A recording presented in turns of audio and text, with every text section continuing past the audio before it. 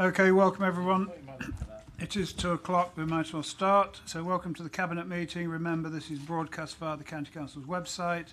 It will be archived and you can view it later. A normal reminder, microphones on and off when you're speaking for the hard of hearing. Apologies for absence, we've got Byron Rhodes and Pam Posnett. Agenda item 1 minutes. I move the minutes of the meeting held on the 6th of July are taken as read, confirmed and signed. Is that agreed? Thank you. Urgent items, there are none. Declarations of interest, I'll do mine first. I'll declare a disclosable pecuniary interest in relation to item 14 on the agenda, traffic regulation order, Lower Church Street and South Street, Ashby-de-la-Zouch. This proposal has been led by a local resident near me.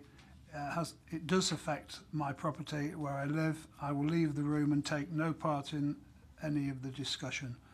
Does anybody else have any declarations? Richard? Yeah. Personal interest, Chairman, to declare in item 8. My eldest son works for the Access Group, who are referred to in the papers. I believe I may still speak and vote. Thank you, Richard. We have no others, so moving on, agenda item 4, Leicestershire and Rutland Safeguarding Children Board Annual Report 1718. These are on pages 19 to 66. I'd like to welcome Simon Westwood, the independent chairman of the Safeguarding Children Board, who will present the report. Children and Families Overview and Scrutiny Committee considered the annual report on September the 11th. A copy of the draft minutes is attached to the order paper marked 4. Unfortunately, the chairman of the Safeguarding Board was unable to attend the meeting, and therefore the attached contains his response to a number of questions raised by the committee. So I'll hand over to you, Simon, and see what you say. Thank you, Chair. This is the annual report. It's a statutory requirement to present the annual report. It's in previous years we've done joint reports with adults. As there was a joint chair, Rob Lake is now going to follow this item with the adults board. So you have got the budget information that's in the report shows both sets of information. But Rob's going to speak to that because I think there was a question about that from adult scrutiny. Yes, Chair. Essentially, I'll present the report to you. The important point, I think, is to stress that as a result of the work of the board and its scrutiny of a whole range of activities through the year, the board is assured that services are working together well and that children are safeguarded in Leicestershire and Rutland. There are obvious areas that we can still do better at, and there are some areas where you'll note in the business plan we are continuing to make improvements. So whilst I am assured at this point in time, clearly what we're saying is we should not rest on our laurels and we need to continue to improve things. The summary of the findings is in the report. I'm not intending to go through those specifically, but obviously I'm happy to take questions. But I'd probably point you to page 29 of your papers, which gives the short key messages, I think, are the important points. One is, I've said, workers are working well together. The capacity of workers does impact on their ability to attend development opportunities. People are working very hard, there's a lot of work, and whilst people are taking opportunities for training, it is difficult sometimes to balance the day job and opportunities for development. We did a survey during the year around disclosure of borrowing checks with the voluntary sector, and there's a need for further promotion of that and understanding of that, and we are doing work on that to help the voluntary sector to understand their responsibilities in that area. The consistency of recording in assessment still needs some improvement. There's been various audit cases which have highlighted some inconsistencies. Therefore, it's really important that we keep pressing on that, and I know Children's Services and Social Care have been addressing that.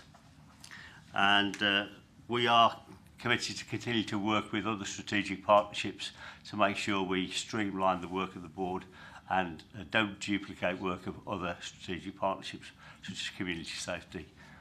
Thank you. Ivan? Cabinet are asked to note the contents of the report, which I think should give reassurance in terms of the way that safeguarding is being assessed by the LSCB.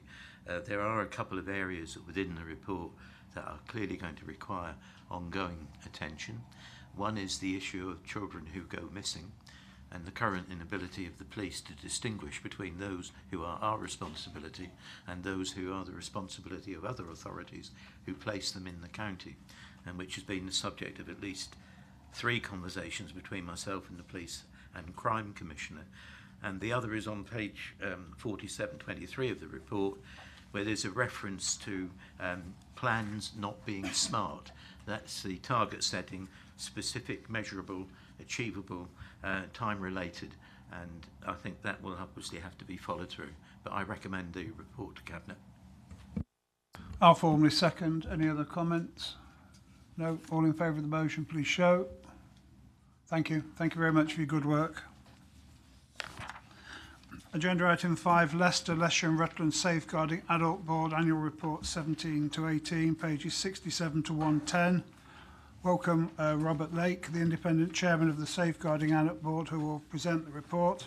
Again, to note, Adults and Communities Overview and Scrutiny considered the annual report at its meeting on the 11th of September. A copy of the draft minutes is attached to the order paper marked 5.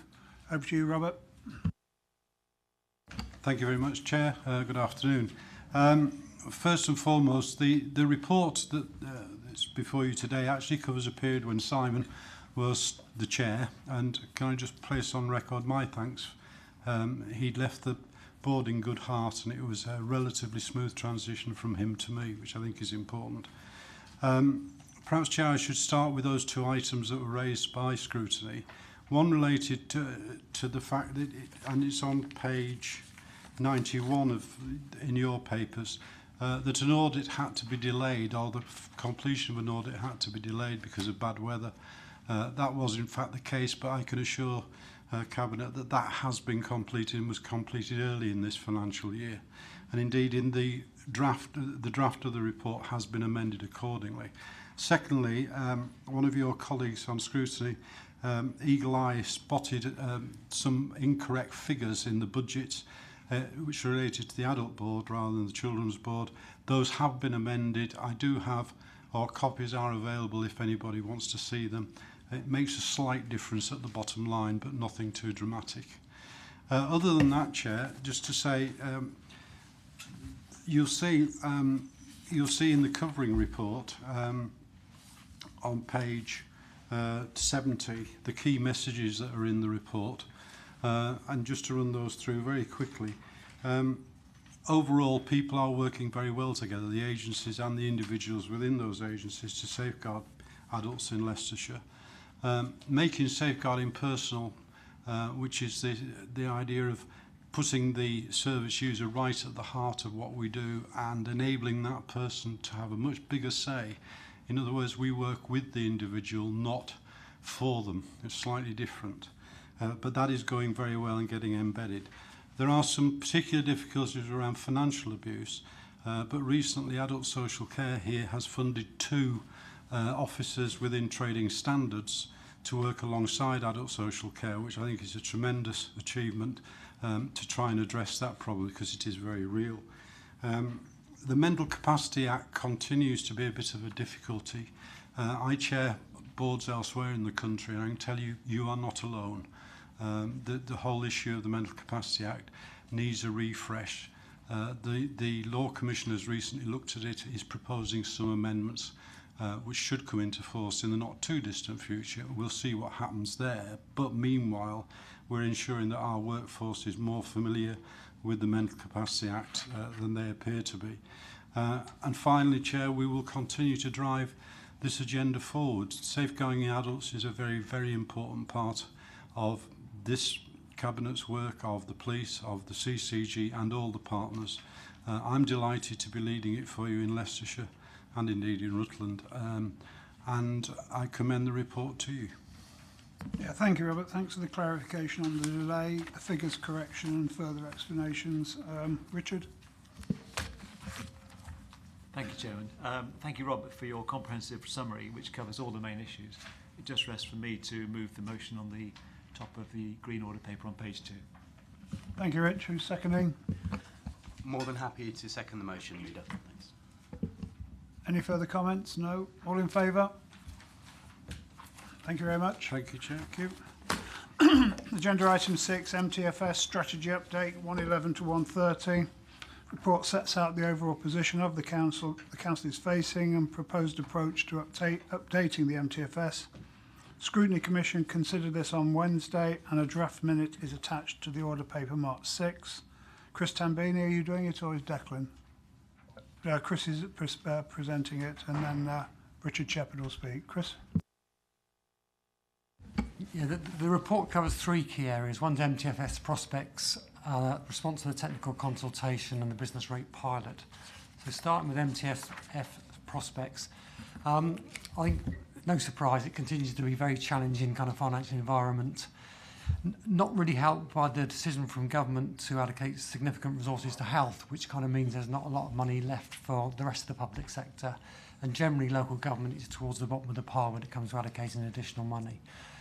Just to remind members that the current MTFS includes a savings requirement of 50 million, of which 13 million is unidentified. When we roll forward the MTFS, we'll take account of some of the positive areas that are set out in paragraph 25 around kind of some of the funding changes. But some of those positive kind of areas are more than offset by some of the spending pressures we're experiencing at the moment, particularly around children's services, SEN and looked after children. And I probably anticipate that when we reflect all those pressures within the roll forward, we'll end up with an additional savings requirement in the order of £15 million. The report does include an appendix that sets out a number of savings under development, which we'll be pulling together to try and reduce that savings requirement. So in conclusion, it continues to be very tough, but I do expect that we'll, when we present the budget in December, that we'll have a balanced position for the next 2 years with a gap opening up thereafter. So we're not going to move into crisis like other councils have over the last kind of couple of months. The second aspect is the technical consultation, and it's a particularly kind of low-key consultation from central government. I think the key point we make in our response is for the factors I've set out previously, is it would be very useful if the government did provide some additional money in advance of the fair funding review in terms of next year's budget. The final area is the business rate pilot. Declan's just actually come from a phone conference with all the district treasurers, and it looks like we are in a position where we'll be submitting a bid, which is positive. We anticipate the bid would, if we're successful, would bring in about £14 million, and that would be across the county and the city. And the 2 key areas where we're looking to invest that money, if we were successful, would be around the infrastructure and also for financial sustainability, in effect meeting some of the spending pressures that are outlined in the report. The recommendations are set out in the Green Order paper. Yeah, thanks for that, Chris. I mean, I was at the LGA executive yesterday, and they trawled out a whole list of vulnerable councils in the next year or so, and nearly all of them were struggling a lot more than us with SEN, looked after children, and of course the transport costs of them are horrendous. I mean, Somerset's in a particularly difficult position, so I'm thankful that we're not in a difficult position for this year and next year, but as you say, looking further ahead, we're in a right mess. Anyway, call Richard first. Thank you, Chairman. I'd like to formally move on the Green Order paper. And picking up your remarks and Chris's remarks, I think the message for Leicestershire people is, the good news is this council is not going broke, but there's no room for complacency. And we're only not going broke because of difficult decisions in the past, painful decisions, and frankly, we need to keep on making difficult decisions. So it's good news to an extent, but I'm afraid hard things to come. I must, Chairman, if I may, emphasise how much Leicestershire owes to Byron Rhodes and the officer team for their rigorous thinking and hard work. We're where we are because of those qualities. So could I, if I may, record our thanks to Byron and the officer team. I have formally moved. I'll formally second and endorse what he says about Byron, and of course yourself, Chris, and you, Declan, for the hard work you do. I mean, the only bit of good news you've mentioned today, I suppose, is the business rates pilot, that we've managed to agree something with the districts going forward. So that is the only bit of good news in the whole paper. So moved by Rich, seconded by me. All in favour? Thank you. 7, Annual Treasury Management Report 1718, pages 131 to 136, sets out action taken and performance achieved in respect of the Treasury management activities of the County Council over the last year. This is you, Declan. He'll present the report and Richard will speak. Declan. Thank you. The report's just a backward look on 1718, just as required by the SITF Code of Practice on Treasury Management. So basically just a summary of the investments we've made and any borrowing we've undertaken. Just the investment side of things first. All loans made in the year were compliant with the policy, and we've managed to continue to outperform our benchmarks through our approach to taking 6 to 12 months loans rather than sort of shorter term loans. That tends to be worth about £500,000 per annum at the current interest rates in terms of contributions to the revenue budget, with a minimal increase in risk. In terms of the debt side, we haven't had any new borrowing in the year, and that's been the position since August 2010. We took the opportunity to repay £10 million of debt, but going forward that's likely to be limited until interest rates start to rise significantly. We do put aside money each year to repay the loans, and until that's due, there is the opportunity to provide some sort of beneficial use of that funding with sort of reinvesting, providing the risk to the capital's acceptable. The Council's got a very strong balance sheet that's using to help us through these difficult times. Good news then, no new borrowing and repaying debt is what we want to do. Richard? Thank you, Chairman. Again, I'll formally move, emphasise those last points you made. This used to be a very dry, uncontroversial item, but recent events have made it perhaps less so. But you've heard from Declan fundamentally sound news. Resources used prudently, interest gained on behalf of the County Council, and no new borrowing. So that is good news, Chairman. I'm happy to be moving it. And I'm happy to be seconding. Anybody else? All in favour? Thank you.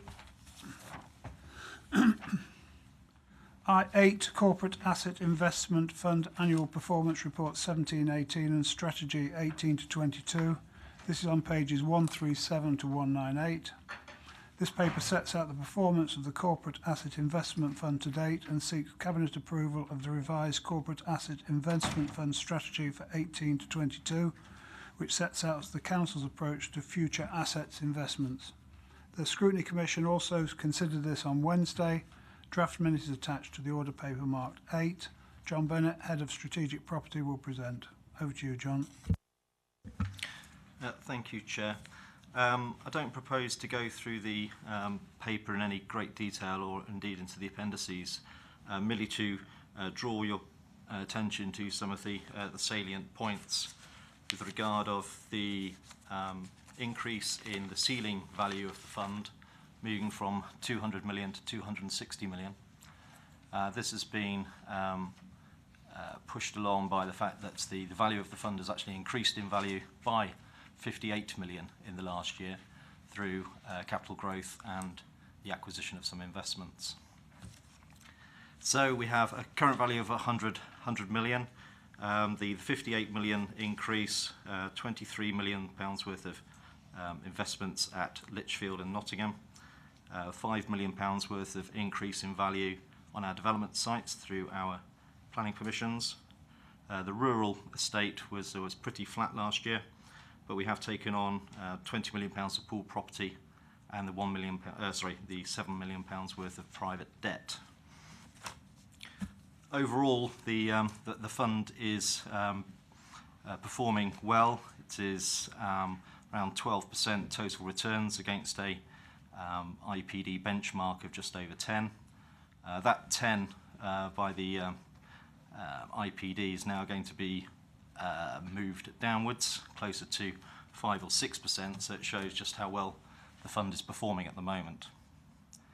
The fund has also had a change in its strategy in terms of the delegation of authority required for the director, and I would draw your attention to the fact that liquidity and principal risk certainty is very much at the forefront of our way of running the fund, and I would just recommend the recommendations as per paragraphs 3A to C. Thank you. Richard? Thank you, Chairman. This is my personal interest one. Happy to move. It's a good news story, in my view, Chairman, where we see money being used for investment to help pay for council services and also to gain assets that appreciate. So pleased to moving this one. Happy to second. I mean, I think it's an excellent fund. Capital growth of 58 million on 200 is very, very good indeed.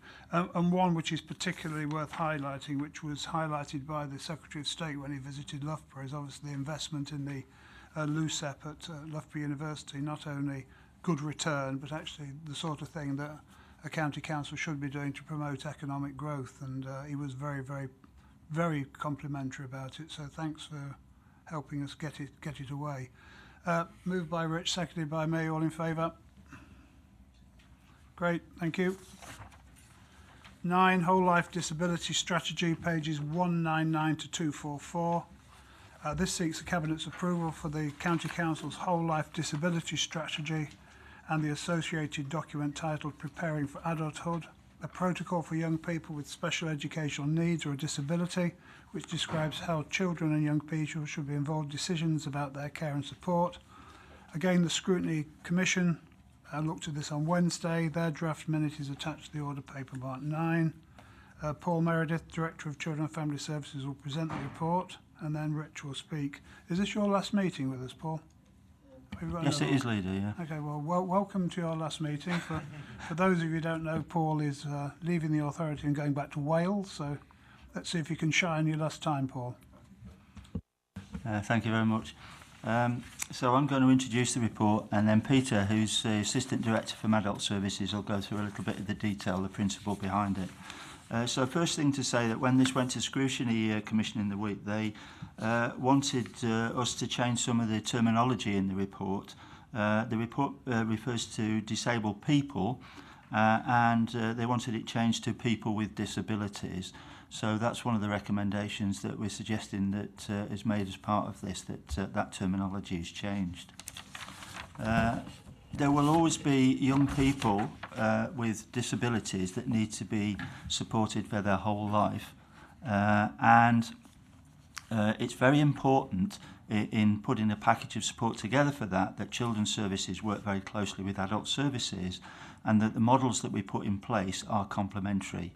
So that when you're providing the support to young people in certain ways, that can be carried through into Adult Services. The leaders just referenced to some of the pressures that are around in these services for children with disability and SEND. So we're well acutely aware of that. So again, getting the local offer right between children and adult services is key to this. This strategy is a good news story about how the two departments have worked together to actually deliver that. I'll now hand over to Peter, who will go through some of the principles in the report. Thank you, Chair. So the report talks about the whole life disability strategy, but it also focuses on the pathway, preparing for adulthood pathway, and that sets out the key metrics at key year stages and what the expectations that parents and young people with a disability can expect from not just Adult Social Care Directorate and Children and Families Directorate, but also health and other key partners. And the key principles around that are person-centred planning, a very clear focus on the needs and the assessment and the eligibility of that young person with disabilities. And the paper sets all of those steps out around employment, independent living, community inclusion, and health. Those are the key pillars facing this particular these young citizens. Now, in terms of working closely with children and families and adult social care, we are developing a transitions reference group, and that brings all partners together. We've had one meeting of that group. That will bring also together parents and hopefully the voice of young people with disabilities. That will then be reporting into a transitions board where myself and Jane Moore will be leading that. Obviously the new assistant director when appointed will be leading that with myself, and that feeds up into the SEND group. So there's the architecture and a clarity and transparency of how we're working together, and also the key challenge in this is bringing on our key partner Health to work more closely with us, with a strong emphasis on not just on governance but on accommodation and support and developing that external market for this for young people with disabilities. And in terms of information, understanding clearly what is the set of challenges that face us, in particular the financial challenge.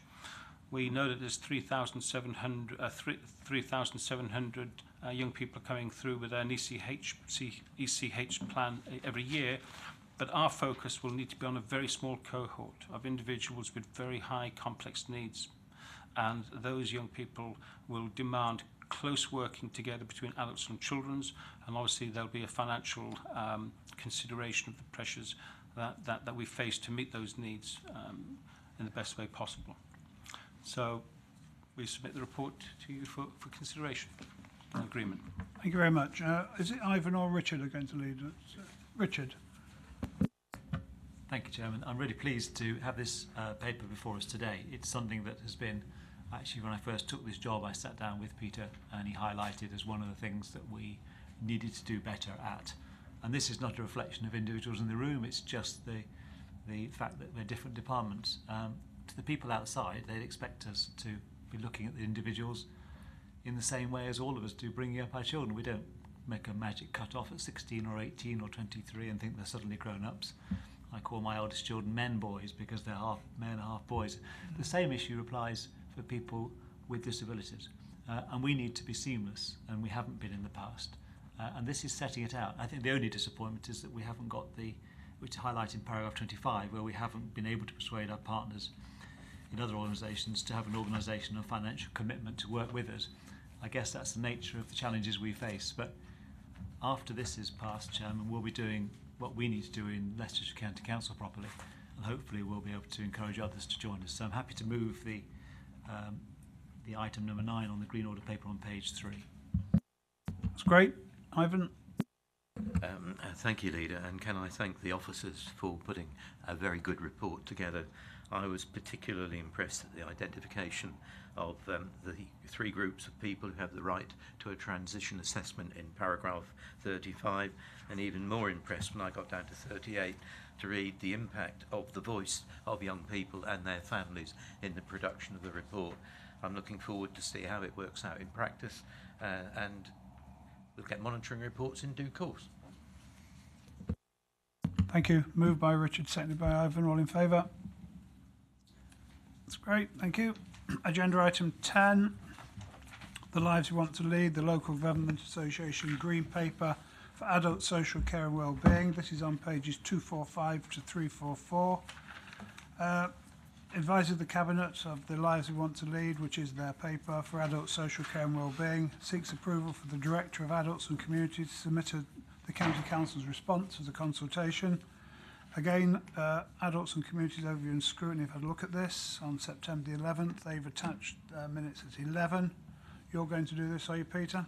Yes, Chair. Okay, it seemed, I was at LGA yesterday and they seemed to be particularly proud of it. Over to you. Thank you, Chair. Yes, this is a report that requests that Cabinet note the content of the report and then also agrees to the process for consultation.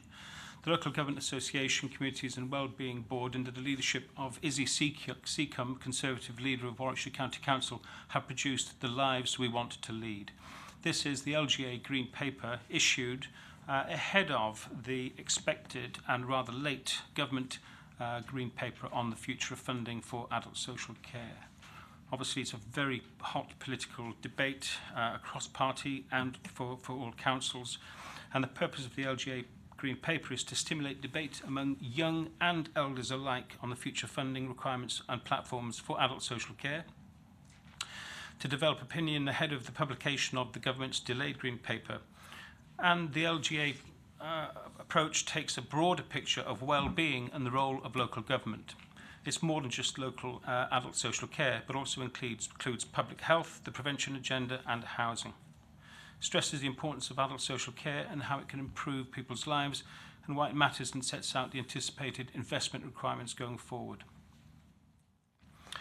The background is set out in the paper, and I'm sure that Cabinet members will be well aware of the financial pressures facing adult social care budgets across the country, and of course here, given one of the lowest funding model that we've got. So I won't go through the chapters in detail, but I'll draw Cabinet's attention to two chapters, 3 and 4. Chapter 3, setting the scene, the case for change, recognises the economic importance of adult social care, and that there is a variation in the offer across councils, and sets out the financial funding gap. Nationally, that gap is 7.8 billion for local government generally, and 1.4 billion in social care funding just to meet the current costs of care, rising to 3.6 billion when you take account of demographic and cost pressures. So we can't stand still. Locally, since 2010, Leicestershire County Council Adult Social Care Directorate has made efficiencies of over £70 million, whilst also modernising and responding to demand. Generally, performance has been good, notably in the area of reablement, reductions in long-term care, reduced delayed discharge of care rates, and support to our wider health partnerships. Other pressures are around quality standards in the external market, workforce, not least in Leicestershire, and the fact that Leicestershire's overall funding settlement is the lowest spend per head, so funding for social care in Leicestershire is also the lowest per head. I also draw attention to Chapter 4, the options for change, and this sets out the potential funding options in Section 42. Officers will be mindful of Cabinet's feedback here. Is the Leicestershire County Council position one that favours a rise in taxation and national insurance, or a combination of the various approaches set out? And what will be the impact on older generations in Leicestershire citizens, and also crucially on younger citizens under the age of 40 years who face different financial challenges specific to their age, such as student debt and mortgages? Senior officers are keen to reflect these points in the Council response to the LGA paper, and the next steps are that this paper, which contains 30 consultation questions, officers will draft a response and ensure that members are consulted fully via portfolio leads. Comments from the Adult Social Care Overview and Scrutiny Committee, which received the report on the 11th of September, will also be subsumed into our final submission, which will go to the LGA on the 26th of September, and the report will go to the Health and Wellbeing Board for Leicestershire on the 27th of September. Thank you. A very difficult nut to crack, this. Izzy Seacombe is now gone. I sat next to the new chap who was appointed all day yesterday. Ian Husbeth from Oxfordshire is the new chair of the board, and he said to me, anything we've got, I mean, obviously Ivan will do the formal response, but he did invite me to send anything, Richard, is it, straight to him. So if you get anything you want to feed into the chairman as a friendly county leader, I'll do that for you. Over to you, Rich. Thank you, Chairman. People often say to me, in politics, how do you get anything done? And I always say it's like the game at the fun fair where you have to drop a penny into the penny shove. Any idiot can drop a coin in and it lands on a pile of other ones. Occasionally you can drop a coin and it lands just at the right point and moves everything across. In my view, this paper is exceptional because actually it's incredibly timely. It's incredibly timely for a number of reasons. Clearly it's needed to be done for many years, but we have a new Secretary of State. We have a rising sense that something has to be done. And I think that's the second part of the challenge, because first of all, people sort of see it as a small add-on to the NHS. When you used to build an NHS that lived based on people living for 65 years and retiring and maybe dying in the next 5 years was the norm, the NHS could do its job. What we have now is that the huge costs associated with people living longer. It doesn't necessarily just need the NHS to do it. So the timing is relatively good. If you can realise that so many of the people who we have to help don't just need a doctor or a hospital, they need to be helped living at home. What this paper does, and I think it's the best thing I've ever seen the LGA produce, is that they've given the options. What they've also done, which is so important, as I said it before to you, Chairman, is that on page 277 it gives you people's stories. Yeah. It says that you can find yourself needing help at the age of 37 or 57 or 67 or whatever, or 107. And it's not just a problem of somebody else's. And it says that, first of all, it explains what can happen and why you might need us. And secondly, the other part, which is the big one, is it comes up with ideas for funding. And I've not heard these ideas before. The idea of maybe an extra tax on income tax for people over 40, because they're the ones who are first going to need it, while those who are struggling to get onto the property ladder and get their careers started and their families started are exempt. Something that is intelligent and articulate and seems right. The government have, like many governments before, and we've seen it time and time again, have not managed to find a thread that they could go on. And what I love about this is it's a real thread. And the fact calling it a green paper is very clever, because we're doing what maybe the government... Yeah, I'm glad you're laughing, because it's what they should be doing. They're putting all the options down there. One of the things somebody said to me, why haven't we given a funding solution? Well, we sort of have. We've put out some ideas of what we think would be good to look at. All we're asking for is Secretary of State to pick one. So I'm over the moon about this. The proof will be in the pudding, but we've definitely done the best to note the system, and I'm very happy to move the recommendation of the Green Audit Paper. Richard? The second, Chairman. Okay, moved and seconded. I think it's an excellent document as well. So all in favour? Thank you. Thank you very much. 11, Equality Strategy 16 to 20 and Equality Action Plan 18-19, pages 345 to 348. Advises Cabinet of the progress with the delivery and aims and objectives of the Council's Equality Strategy 16-20 and sets out the themes of the action plan for 18-19. Zafar's going to introduce it in a minute, but if you look at page 346 at the top, the three key things are exactly eliminate discrimination, harassment and victimisation, advance equality of opportunity between people who share a protected characteristic and those who do not, foster good relations between people who share a protected characteristic and those who do not. If we can achieve those are the sort of morals which we should all live by. So I've always been keen on the equality strategy, and I'm glad Louise has taken it up from Pam. So over to you, Zafir.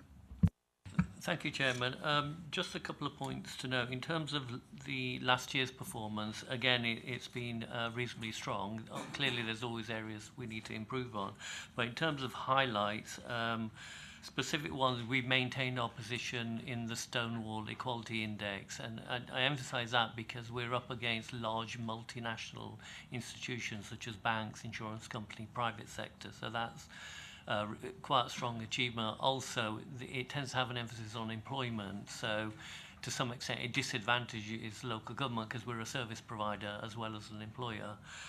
So that is important we maintain that score. We've also met the government's targets around gender pay and equal pay. There was a target around publishing data, and we produced that on time, I'm pleased to say, and our performance is in line with other comparable county councils. Last thing, in terms of last year's performance, we've introduced British Sign Language training and taster courses. I'm pleased to announce that there is a course for elected members next week, and then a further course the week after, and take-up has been very positive. In terms of going forward and next year, then there's an action plan attached. What we intend to do is continue our focus on disability equality, because we've done a staff survey, and that's the main priority that's come out for staff. Secondly, we'll try and be more joined up, because at the moment equality and diversity falls in one service area, but it links very strongly to the Fit for the Future strategy and also the people strategy. And probably the last point to know, again, the focus in terms of the action plan, there's a lot in there around employment, and what I'd like to do over the next year, 18 months, is shift it more to service delivery as well to get the balance right. So thank you, Chairman. That's the main points I want to emphasise. Very good so far. Louise. Thank you, Chair. First of all, I'd like to thank the officers for all the work that's been done so far. This council is very committed to the equality strategy, both across the workforce but also out in the services to the communities. And it also shows the importance we place on the Equalities Board, the Equalities Challenge Group and the departmental groups. They're essential to actually feed in and challenge our processes and procedures and the services. And if we can encourage more people to actually, respond to the surveys, they do give us a very good indication of where improvements can be made and where we can move forward on this. So thank you. I'm very happy to move this. And I'm very happy to second it. And as I used to say to Pam, if there's any difficulties or you need help, please come to me because it's very important to us. Okay, all in favour? Great, thanks so far. 12, traffic regulation order, Choice Close Colville, no waiting at any time restrictions, 349 to 356. Seeks approval for the implementation of a developer-funded TRO as part of the new Cadeby Homes development site off Forest Road. Anne Carruthers, Director, will present the report and then Blake will speak. Anne. Good afternoon. The planning consent for residential development concerned in this particular report requires removal of parking on Choice Close to enable safe access to that development. We consulted on a scheme at the end of 2012 and received 3 objections, including from County Council member Dr Einan. The objections were primarily focused on restrictions that order would make parking difficult for existing residents. Officers did actually consider a residential parking scheme for implementation. However, there's insufficient space to allow even for one parking space per household. In our experience, a residence parking scheme would not therefore work. On balance, it is proposed that the TRO, Traffic Regulation Order, is approved in order to provide that safe access to this development as required by the planning consent and is implemented as per the plan in Appendix A. The local member, Mr Wyatt, supports the scheme but asks that it was brought before Cabinet for a decision. Blake. Thanks, Leader. The Director's said all that needs to be said here. Obviously, safety is paramount in our decision making, and therefore I move the motion on the agreed order paper. Thank you. Richard. Second that, Chairman. Moved and seconded. All in favour? Thank you. 13, another one. Traffic regulation order, Beveridge Lane, Ellistown speed limit. These are on pages 357 to 364. Another TRO, this time part of the newly built Amazon site off Beveridge Lane, Ellistown, North West Leicestershire. Comments have been received from the local member, Michael Wyatt, attached at the order paper marked 13. Anne. Thank you. The design for the access to the Amazon site was agreed with the officers at LCC. However, in installing that, the developer also installed lighting columns for the length that's shown green on the plan in the Appendix A of your report. That indicates that indicates a 30-mile-an-hour limit unless there is a traffic regulation order to advise motorists otherwise. This traffic regulation order is to implement the national speed limit for that length coloured green on the plan. The LCC view on this is the appropriate speed limit for that length of road is the national speed limit. It then is consistent with the rest of Beveridge Lane to the east on the plan that goes off the edge of the plan that you see. That is also national speed limit. And by implementing a 30 at this point, we would see little compliance and probably little enforcement of that as well. There was a consultation in March. The Parish Council has objected, as stated in paragraph 17, but I would draw your attention to an inaccuracy, an error in the table on page 6, in paragraph 16, where it says the Parish Council didn't object to that. That's incorrect. They did object to that, so I would want to clarify and apologise for that error. The objections were on the basis of there would be more pedestrians and cyclists along this length. Also, the local member, Mr Wyatt, has objected, and you will see his comments submitted in the last page of the order papers. Again, concerns about pedestrians and cyclists, and particularly safety at the bridge, whereby there is no official footpath along this length at all. Just to clarify, however, this order refers to just the area coloured green in the plan and doesn't impact on that bridge, and that is an existing national speed limit and is not covered by the proposals within this paper. The report deems that the national speed limit is appropriate, and that is in line with guidance from the DFT, and recommends that the TRO is implemented. Thank you. Blake. Thank you, Leader. Firstly, let's just note the comments that have been sent to us by Councillor Michael Wyatt on our Green Audun paper. And the Director's already addressed the substantive point there, which was the inaccuracy in the report, and those apologies have been recorded. As ever, these things are a balance, and I'm satisfied that the technical analysis has been done, and I'm again happy to support the motion on the Green Order paper under 13, Leader. Richard. Seconded, Chairman. All in favour? Thank you, Anne. The next one is where I live. Well, part of it is anyway. So I've declared an interest. I'll leave the room and Ivan will chair. Ivan? No, I'm okay here, thank you.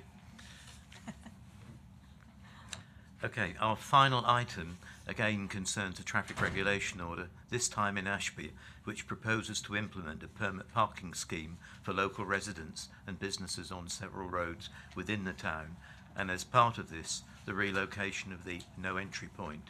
Anne will talk us through it, and then Blake will say a few words. Thank you. As mentioned, the report seeks approval for a permit parking scheme that applies to local residents and local businesses in Lower Church Street and South Street in Ashby. It also involves the relocation of the no entry sign. The scheme itself is appended to the report. That relocation of the no entry sign is to effect safer turning for vehicles, and hence facilitate greater compliance with the existing no entry there is on South Street. There was an initial consultation on the proposals, which was originally for just a residence parking scheme, because that's a request we had received from the local community. We did receive, however, a high level of objections to this, primarily from the businesses in this area, because you'll appreciate that this is actually quite a mixed area because it's very close to the town centre. We therefore evolved and drew up an alternative scheme, which is the one that is shown in the plan in Appendix A, and consulted early this year, which included permit parking for those businesses and residents. We received 10 objections. Some of those were actually misunderstanding on the revised scheme, i.e. they thought it didn't include businesses, but actually we've clarified that since for those businesses objecting. Others were a mix of concerns, such as requests for pedestrian crossings, dedicated parking facilities for the church, different access arrangements for the school, etc. So there was a real mix of views there. The full comment, objections and officers' responses to those are provided in Appendix B.